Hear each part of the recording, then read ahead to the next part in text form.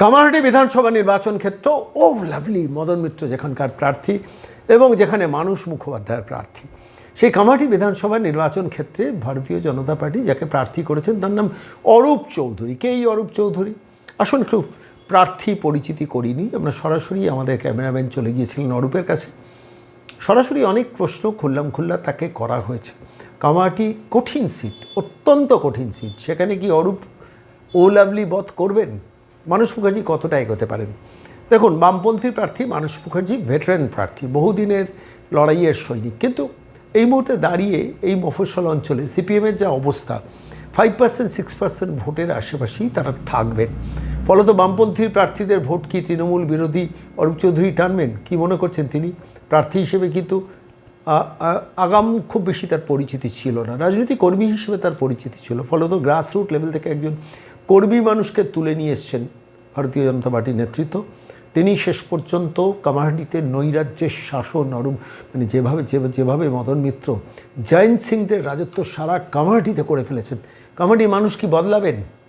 একটুখানি ঘুরে দাঁড়াবেন? মানস মুখোপাধ্যায় কতটা মাইনরিটি ভোট টানবেন? অরূপ কি আদৌ মাইনরিটি ভোট টানতে পারেন? নাকি সাধারণ মানুষ, মধ্যবিত্ত হিন্দু বাঙালি ভোট সব অ্যাকুমুলেটেড হবে বিজেপির ভোট বাক্সে? নানান কল্পনা চলছে। লেটেস্ট গ্রাউন্ড রিপোর্ট আমরা দেবো, কিন্তু তার আগে আজকের এই পর্ব প্রার্থী পরিচিতি। কেই অরূপ চৌধুরী কামারহাটিতে মদন বধে যাকে নামিয়েছেন বিজেপি। যদি স্ট্রাইক করতে পারেন হিরো হয়ে যাবেন, যদি স্ট্রাইক না করতে পারেন তাহলে কিছু হারানোর নেই। কিন্তু স্ট্রাইক করার পূর্ণ মেন্টালিটি নিয়ে নেমেছেন এই মানুষটি, যার সঙ্গে সরাসরি পরিচয় করাবো, অরূপ চৌধুরী। সাগর দত্ত হাসপাতালে দুদিন আগেও আমি গিয়েছিলাম। আপনি যে কথাটা বললেন যে গেলে আর ফেরত আসে না, সেটা স্বাভাবিকভাবে আমার এক সহকর্মী, সহযোদ্ধা ভারতীয় জনতা পার্টি, সে ওখানে মারা যায়। সেটা ওনাকে দেখার জন্যই আমি ওখানে গিয়েছিলাম। গিয়ে দেখি বিড়াল ঘোরাঘুরি করছে ইয়ের মধ্যে, বেডের মধ্যে, নোংরা অবস্থা, ইনফ্রাস্ট্রাকচার একেবারে শেষ হয়ে গেছে, স্বাস্থ্য পরিষেবা সাগর দত্তে একেবারে খারাপ অবস্থা।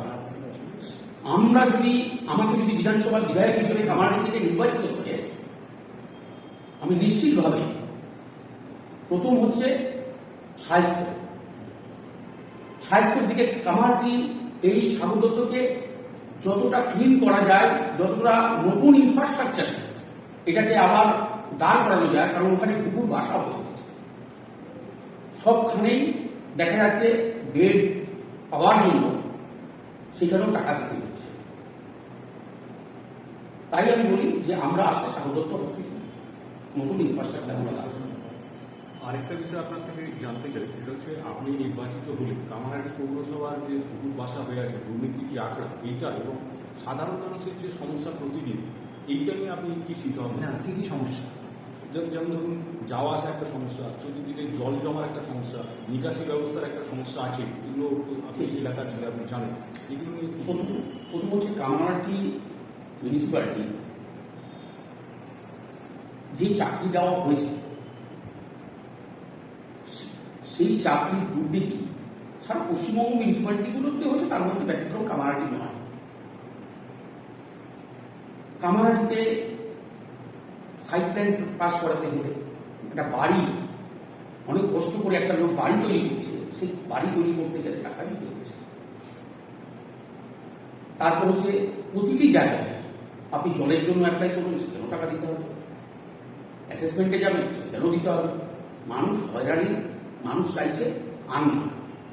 দ্বিতীয় হচ্ছে প্রত্যেকটা রাস্তা আপনি দেখবেন, এই নন্দনগর বাজার বলুন, বিভিন্ন রাস্তাতে আপনারা দেখবেন যে পরিস্থিতি, যে মানুষ ওই ঘুরতে গেলে যেরকম সান্দার ছুটে যায়, উঁচু নিচু একদম এই ধরনের রাস্তা এখানে আপনি সবার জায়গাতে দেখতে পাবেন। দ্বিতীয় হচ্ছে ড্রেনেজ সিস্টেম। ড্রেনেজের অবস্থা কি? ড্রেনেজের অবস্থা প্রথমই বছর ড্রেনের উপরে কালভার্ট দিয়ে দোকানঘর তৈরি হয়ে যাচ্ছে, তাহলে নিকাশিটা হবে কোথা থেকে? সেই কালভার্টের উপরে যে দোকানঘরগুলো হচ্ছে 4,05,000 টাকায় বিক্রি হচ্ছে। স্বাভাবিকভাবে জলের পরিষেবা তারও অবস্থা খারাপ। রাস্তা আপনাকে বলেই দিলাম, অ্যাডমিনিস্ট্রেশন কোলাপস করে গেছে, অ্যাডমিনিস্ট্রেশন ফেল। বিষয়টা হচ্ছে যে এই যে চতুর্দিকে এত রকমের সমস্যা, প্লাস হচ্ছে এলাকায় যেসব বড় বড় ফ্যাক্টরিগুলো ছিল আমাদের পূর্বাঞ্চলের মধ্যে, এগুলো বন্ধ হয়ে গেছে এবং সেখানে একটা বেকার সমস্যার দারুণ হাহাকার চলছে আমাদের পূর্বাঞ্চল বা এই আপনার বিধানসভা অঞ্চলের মধ্যে। সেইটা নিয়ে আপনার চিন্তা ভাবনা কি? কিছুদিন আগে প্রবর্তক ঝুঁকবি বন্ধ হয়ে গেল। আজকে আমি ওই রাস্তা দিয়ে জনসংযোগ করতে করতে আসছিলাম, আমাকে ধরে বলছে যে কবে খুলবে। আমরা সরকারকে নিয়ে আসবো, ডবল সরকার নিয়ে আসবো। সিপিএম পিরিয়ডে বন্ধ হয়ে গেল এত বড় ফ্যাক্টরি, উইন্ডমিল ফ্যাক্টরি বন্ধ হয়ে গেল। জুট ফ্যাক্টরিগুলো গঙ্গার পাড় দিয়ে বন্ধ হয়ে গেল। আমরা বলছি মোহিনী মিলে টেক্সটাইলের উপরে আমরা যদি সরকারে আছি, আমরা এখানে শিল্প পুনঃপ্রতিষ্ঠিত করব। যে কলকারখানাগুলো বন্ধ হয়ে গেছে সেইগুলোকে আমরা পুনঃপ্রতিষ্ঠিত করব।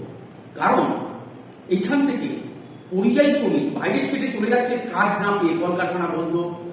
যে কোনো জায়গাতে আপনি দেখুন, পশ্চিমবঙ্গের যে কোনো জায়গাতে, কামাহাটিতে সব বন্ধ হয়ে গেছে। তাই আমি বলি এই দুর্নীতির সরকার, এই তোষণনীতির সরকার, একে আর রাখা যাবে না, একে পাল্টে ফেলতে হবে। 2026 মানুষের রায়, মানুষ অলরেডি ডিসাইডেড যে তৃণমূল সরকারকে সারা পশ্চিমবঙ্গ থেকে, কামারহাটির থেকে উৎখাত করে বঙ্গোপসাগর ফেলবে। আপনি একদিন বলছিলেন আমায় যে গঙ্গার পাড়ের যে সৌন্দর্য সেটা এই সরকারের আমলে কিছুই হয়নি। আপনি জিতে এলে গঙ্গার পাড় মানে পানিহাটি বা কামাহাটি বা খড়দা প্রসিদ্ধ গঙ্গার পাড় এর উন্নয়নে আপনি কি ভূমিকা নেবেন? প্রথম কথা হচ্ছে গঙ্গার ঘাটগুলোকে পরিষ্কার রাখতে হবে। দ্বিতীয়ত গঙ্গার ঘাটগুলোতে রোজ আরতি, গঙ্গা আরতি। আমরা তো সনাতনী, তো এইটা গঙ্গার ঘাটগুলোতে প্রত্যেকটা ঘাটে আরতি হবে। সেই একটা মহল তৈরি করতে হবে যে মানুষের মধ্যে যে পবিত্রতা, গঙ্গা, গঙ্গা মা বলি আমরা, মাইয়া, সেই জায়গাটাকে পবিত্রভাবে, কারণ আমরা দেখেছি গঙ্গার ঘাটগুলোতে গাঁজা মদের ঠেক এখন চলছে। আমরা আসলে এইগুলো সব বন্ধ, সব বন্ধ। বিষয় হচ্ছে রাস্তাঘাটে চলার ক্ষেত্রে দেখা যায় যে বেসরকারি স্কুলের বাস এবং তার সঙ্গে হচ্ছে মানে সাধারণ মানুষের স্বাস্থ্যের দিক থেকে চিকিৎসার জন্য যেতে গেলে যে নার্সিংহোমগুলো আমাদের এখানে গজিয়ে উঠেছে, এগুলো একটা সাধারণ মানুষের কাছে পৌঁছানো একটা দুরূহ ব্যাপার, কারণ সেই অর্থনৈতিক ক্ষমতা সাধারণ মানুষের নেই। তো এইটা নিয়ে আপনার এবং আপনার পার্টির চিন্তা ভাবনা কি? প্রথম হচ্ছে যে এখানে স্বাস্থ্যসেবা বলতে গভর্নমেন্টের আরো কিছু আমাদের, যেরকম সাগর দত্তকে বেড বাড়াতে হবে, সাধারণ মানুষ যেন ওখানে পরিষেবা পায়। দ্বিতীয় হচ্ছে এই যে সাধারণ মানুষ এখানে আছে, জেলি, মিডল্যান্ড, এরকম কিছু নার্সিংহোম আছে যারা সাধারণ মানুষ এফোর্ড করতে পারে না। স্বাভাবিকভাবে আমরা আসলে এই পরিষেবাটা, আমাদের মূল হচ্ছে স্বাস্থ্যের পরিষেবার দিকে নজর রাখা। এবার আমাদের মানে লাস্ট শেষ প্রশ্ন, আমরা আশা করি যে আপনি কামাহাটি বিধানসভা থেকে বিজয়ী হবেন। জেতার ব্যাপারে আপনি কতটা আশাবাদী? আমি জেতার ব্যাপারে কনফিডেন্স, ওভার কনফিডেন্স নয়, উল্টো দিকে যারা প্রার্থী হয়েছে তারা ওভার কনফিডেন্স। আমাদের কনফিডেন্স মানুষের দ্বারা নির্বাচিত, মানুষ তৃণমূল সরকারকে উৎখাত করবে, বিজেপি নয়, মানুষ উৎখাত করে দেবে। অনেক অনেক ধন্যবাদ অরূপদা, আপনাকে খুব সুন্দরভাবে আপনি বিস্তারিতভাবে বললেন।